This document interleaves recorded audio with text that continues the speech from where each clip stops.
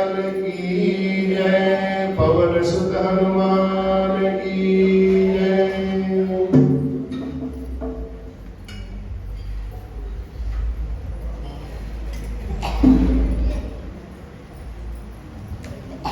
बोल शंकर भगवान की। हे महादेव दया के सागर, हे महादेव दया के सागर, विनती मेरी सुन लेना। जीवन नैया डगमग डोले, इसको पार लगा देना। जीवन नैया डगमग डोले, इसको पार लगा देना। हे महादेव दया के सागर, हे महादेव दया के सागर, विनती मेरी सुन लेना। जीवन नैया डगमग डोले, इसको पार लगा देना। जीवन नैया डगमग डोले, इसको पार लगा देना। तेरी महिमा सबसे प्यारी, तुम करुणा के सागर हो। जो भी शरण में आए तेरी, हर बेर उसकी गागर हो। तेरी महिमा सबसे प्यारी, तुम करुणा के सागर हो। जो भी शरण में आए तेरी, हर बेर उसकी गागर हो। कितना भरोसा करके आया, जितना भरोसा करके आया, उतनी कृपा कर देना। जीवन नैया डगमग डोले, उसको पार लगा देना। जीवन नैया डगमग डोले, उसको पार लगा देना। हे महादेव दया के सागर, हे महादेव दया के सागर, विनती मेरी सुन लेना। जीवन नैया डगमग डोले, उसको पार लगा देना। जीवन नैया डगमग डोले, उसको पार लगा देना। जो भी तेरे दर पे आया, खाली नहीं लौटाया है। ऐसा क्या कसूर है मेरा, दिल से मुझे भुलाया है। जो भी तेरे दर पे आया, खाली नहीं लौटाया है। ऐसा क्या कसूर है मेरा, दिल से मुझे भुलाया है। भूल हुई है जो भी मेरी, भूल हुई है जो भी मेरी, उसको दिल से भुला देना। जीवन नैया डगमग डोले, उसको पार लगा देना। जीवन नैया डगमग डोले, उसको पार लगा देना। हे महादेव दया के सागर, हे महादेव दया के सागर, विनती मेरी सुन लेना।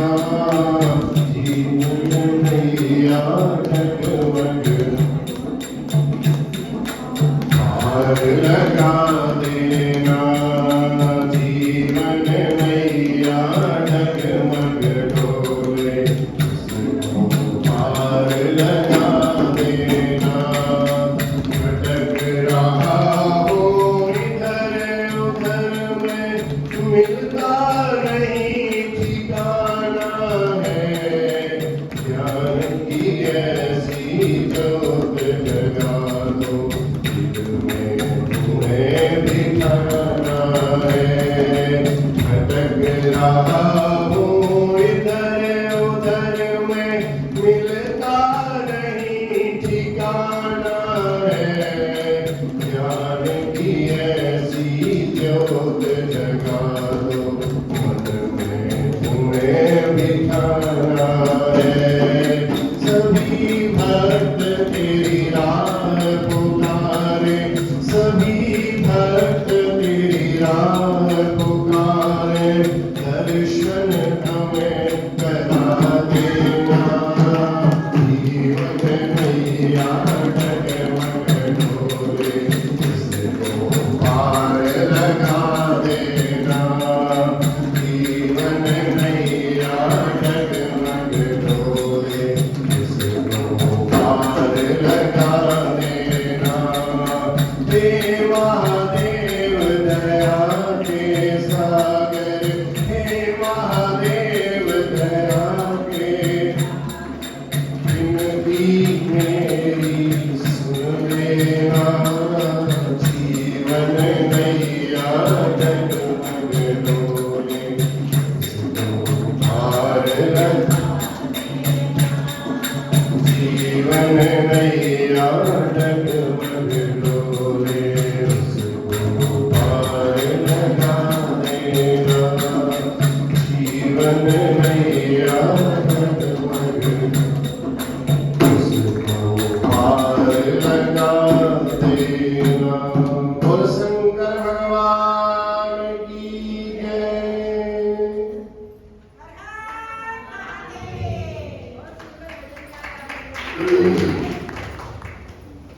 भजन सुंदर नहीं है, सुंदर आप लोग हो, आपकी भावनाएं अच्छी है, इसलिए भजन सुंदर हो जाता है।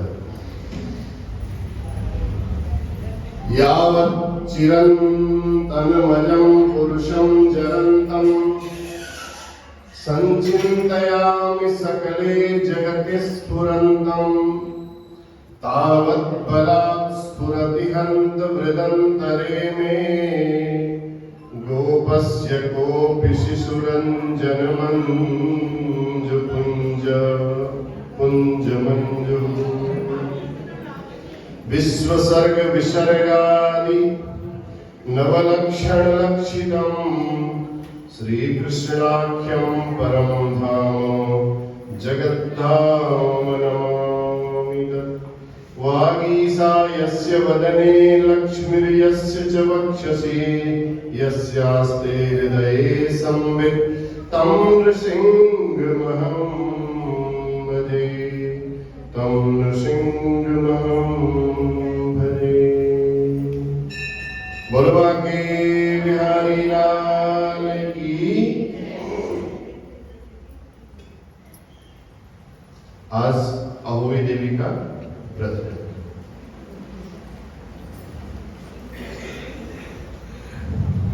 जो देवी एक दिन में प्रसन्न हो जाती है उसी का नाम है अहोई देवी। नहीं तो जब तब करने के लिए 2 दिन 4 दिन 5 दिन ऐसे करके सप्ताह 10 दिन ये यज्ञ किए जाते हैं, लेकिन अहोई देवी का एक व्रत ऐसा है जो एक ही दिन करने से पूर्ण हो जाता है। देवी बड़ी प्रसन्न हो जाती है।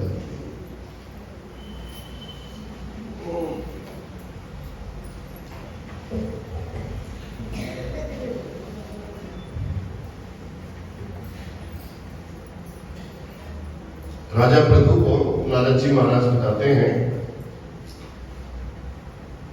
व्रतों में एक अति उत्तम व्रत और बड़ा गोपनीय भी है। सबको इस व्रत के बारे में श्रवण भी नहीं कराना चाहिए। जिनको श्रद्धा हो उसी को इसको श्रवण कराना चाहिए।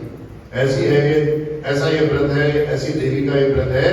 महाविद्या, महामाया, महामेधा, महास्मृति, महामोहा च भवती, महादेवी महेश्वरी। ये सब देवियों में श्रेष्ठ जो देवी है वो है अहोई देवी। उनका व्रत बड़ा हितकारी है, बड़ा पुण्यदायक है। हे नारद, राजा पृथु कहते हैं नारद जी महाराज, तो ये अहोई देवी के बारे में जो आप बता रहे हो, इनका जन्म कहाँ हुआ? तब नारद जी बताते हैं एक बार कलयुग में अकाल मृत्यु होने लगी। सब मनुष्य, पशु, पक्षी जितने थे, चर जितने भी थे, सब उस अकाल मृत्यु के कारण ग्रसित होने लगे। उसी समय जो जनपद थे, जो गांव थे, वो सब धीरे धीरे करके नष्ट होने लगे। जब वहां लोग ही नहीं रहेंगे तो वहां फिर किस प्रकार का जनपद, किस प्रकार का गांव। तो इस प्रकार तब सारे जितने वेदज्ञ ब्राह्मण थे, जितने वेदों को जानने वाले ज्ञाता थे, उन सब ब्राह्मणों को एकत्रित किया गया। एकत्रित करके उनसे पूछा गया, महाराज बताइए ऐसी अकाल मृत्यु क्यों आई? इस अकाल मृत्यु का कारण क्या है? इसको शांत करने के लिए क्या करना चाहिए? तो उस समय अकाल मृत्यु को देख करके बारंबार ब्राह्मण लोगों ने विचार किया, उन विद्वानों ने विचार किया कि अहोई देवी एक ऐसी देवी है, महादेवी है, जिसकी आराधना करने से इस अकाल मृत्यु से निजात पाया जा सकता है, अकाल मृत्यु को दूर किया जा सकता है। तो सब ब्राह्मण एकत्रित होकर के सप्तमी के दिन बैठे हुए थे, इस विषय पर चर्चा कर रहे थे। तो चर्चा करते करते सायंकाल के समय में बैठे हुए थे। उसी समय एक धीवर की स्त्री, जो नाव को चलाने वाले होते हैं, वो कन्या वहां आई। वहां आकर के उसने देखा सब इतने बड़े बड़े ऋषि लोग, विद्वान लोग यहाँ बैठ करके चर्चा कर रहे हैं। कहा, पूछा उन विद्वानों से, विप्रों से, कहा महाराज आप किस कारण से यहाँ बैठे हैं? आप ये इतने एकत्रित होकर के सब क्या कर रहे हैं? कृपा करके मैं भी जानना चाहती हूँ किस उद्देश्य से ये सब कार्य कर रहे हैं। तब उन ब्राह्मणों ने, उन विप्रों ने, उन वेदज्ञों ने, उन ऋषियों ने कहा, ये अकाल मृत्यु को दूर करने के लिए हम अहोई देवी का व्रत कर रहे हैं। ऐसा सुनकर के वो स्त्री भी वहीं बैठ गई।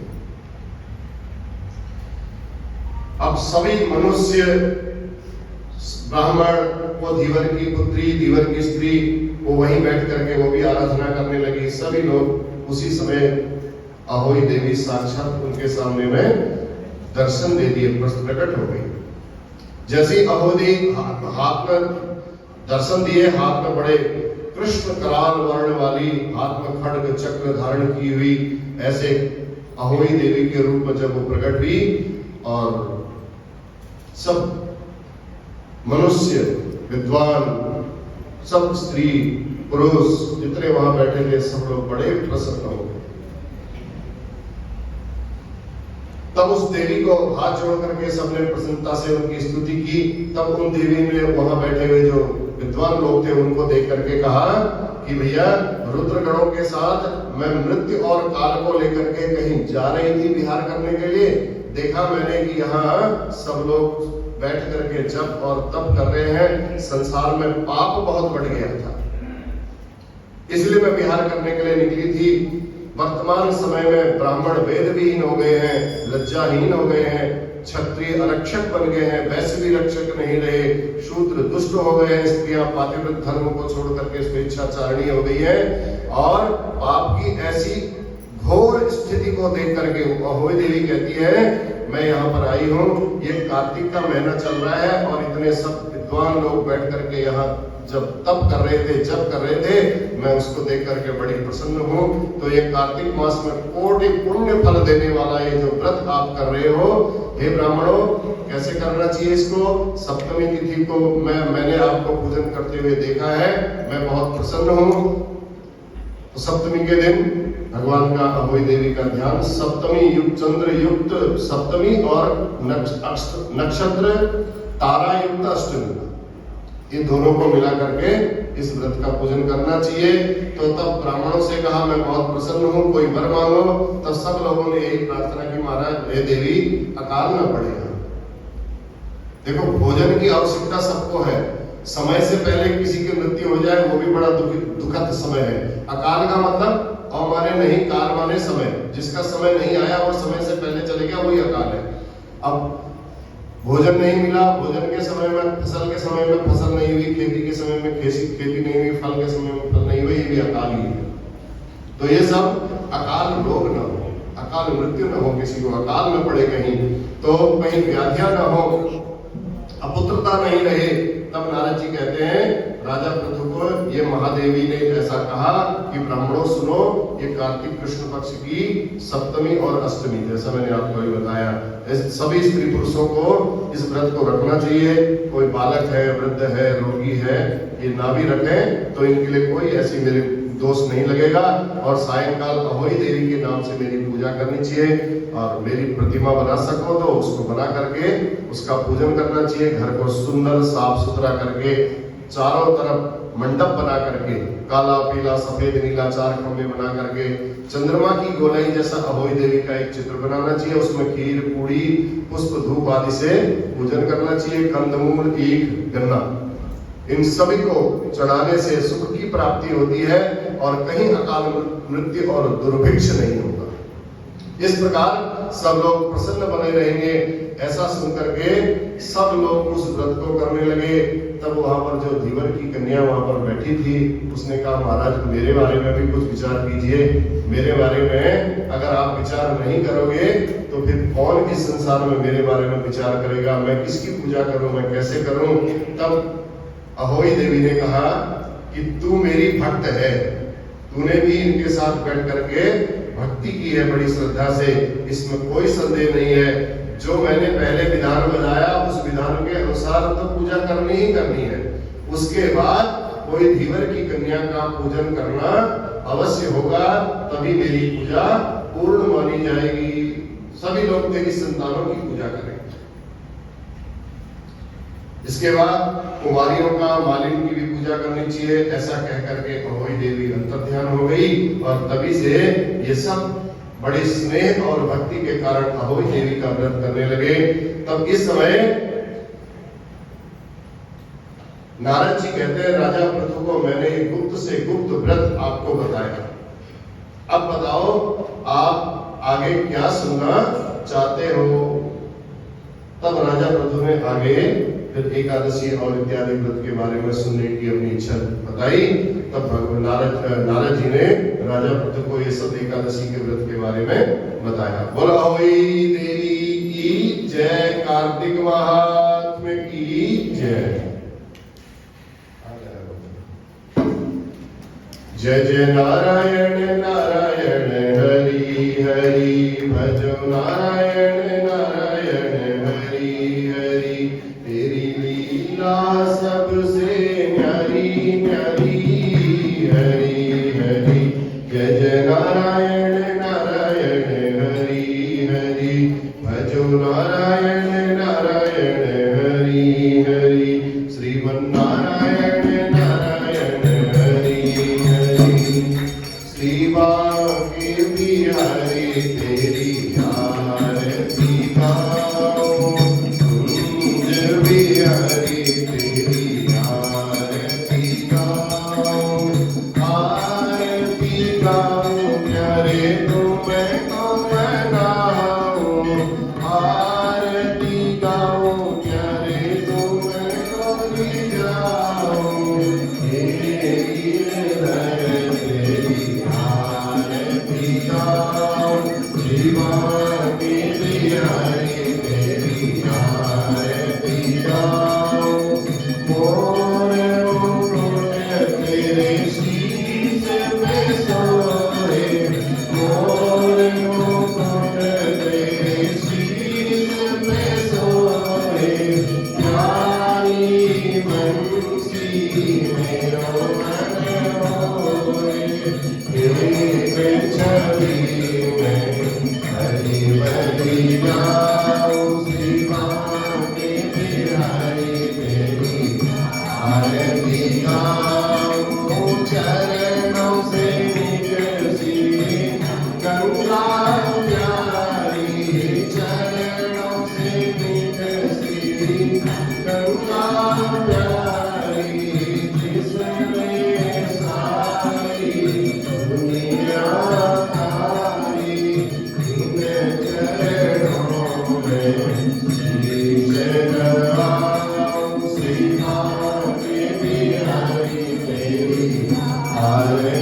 गाओ हरिदास लिखे नाथ आप हो सुख दुख जीवन प्यारे साथ आप हो इन चरणों की बलिहारी जाओ दीवाने बिहारी तेरी आरती गाओ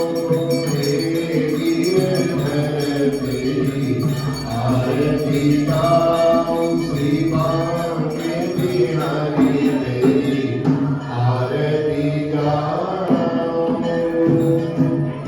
त्वमेव माताश्च पिता त्वमेव बन्धुश्च सखा त्वमेव विद्या द्रविणं त्वमेव सर्वं मम देव देव।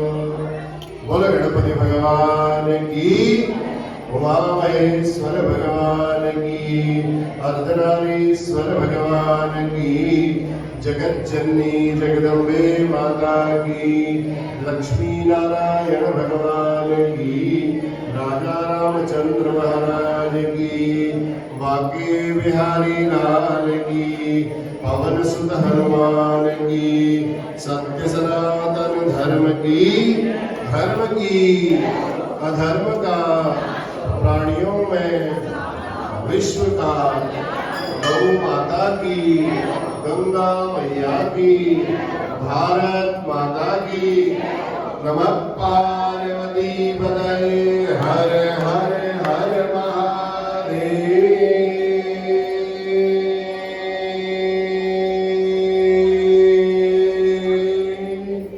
जय जय श्री राम।